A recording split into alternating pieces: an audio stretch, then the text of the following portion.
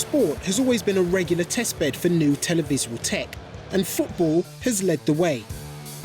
I've come here, Stamford Bridge, the home of Chelsea Football Club, because we've been given exclusive access to one of the first ever sporting events to be recorded in 8K. Getting the best TV home viewing experience is all to do with the amount of pixels on your TV screen. The more pixels you have, the more detail the picture has, meaning bigger televisions without losing quality. Currently in the UK, content maxes out at 4K, which gives you 8 million pixels. Plans are afoot to push that pixel count up. Yes, 8K TVs will give us 4 times the amount of pixels of 4K. That's over 33 million. Jamie Hindhoff is the Chief Operating Officer for BT Sport, and he's in charge of the 8K project. But why do we need 8K? Sports fans are really demanding, and if you're not at the game, for me, the best place to be is watching it on TV with the best picture quality. So when will we be seeing 8K TV broadcasts in the home? Well, I think the biggest challenge at the moment is getting hold of the kit.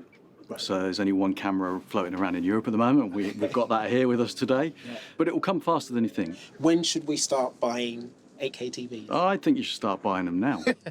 Right now. Now.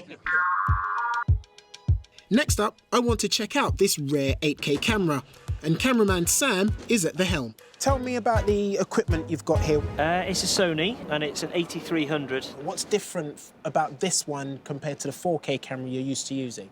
At the back of the camera is a sensor, like in any camera, but on this camera, the sensor's much bigger. A normal TV camera, the sensor's about sort of that big, yep. But this one's maybe that big, so it's more than double the size.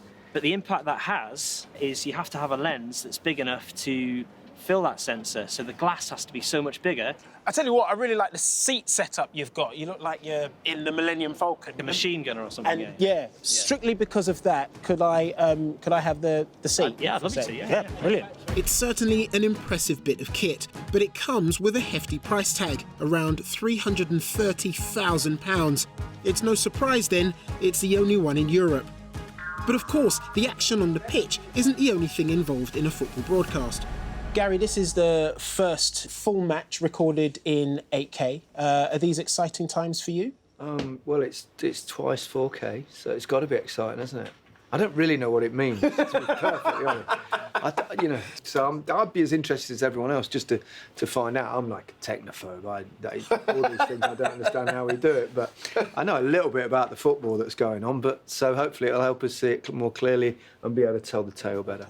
You've been in the game for a while. I'm not going to put a number on it, but you've broadcasted from standard through HD, through 4K, and now 8K. It's remarkable how it's come on now. The images are so clear. And you go back 10 years and you'll notice a substantial difference. And in sport, the clearer you can see the picture, the better it is. In a drama, it can be a bit grainy, it doesn't necessarily matter. But in football, clarity adds everything. Obviously, the older you get, the less you want clearer vision for people to see you, because the wrinkles will just show up even more. So I think the makeup artists will have to work overtime on me, especially with 8K. I dread to think how clear that's going to look. He's not looking bad, though, for 59. With everyone getting ready for the live broadcast, which incidentally will only be broadcast in 4K, still haven't gone wireless. I'm meeting up with Chief Engineer Andy Beale to watch the 8K recording. Okay, so don't tell me this is the OB truck and we're in the gallery. Absolutely right. Yes. Welcome, welcome, welcome. Thank you.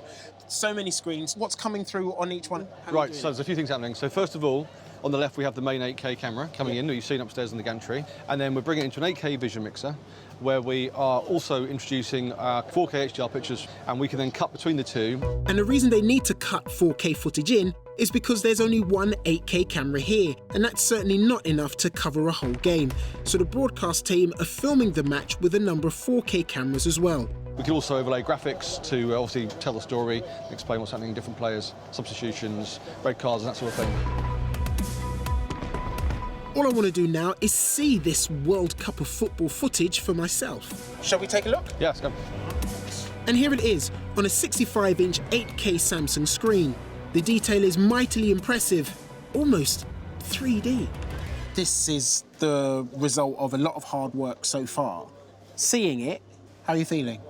Feeling great. Yeah. We're really pleased. We've achieved all our objectives. I think the pictures look amazing, so we can see that 8K offers something extra and something new as a proposition. So yeah, really pleased. So here's something, a trick I was taught, how close you can get to the screen before you can start. Absolutely. So I'm going in. Take a look. There. Yeah, I'm pretty close.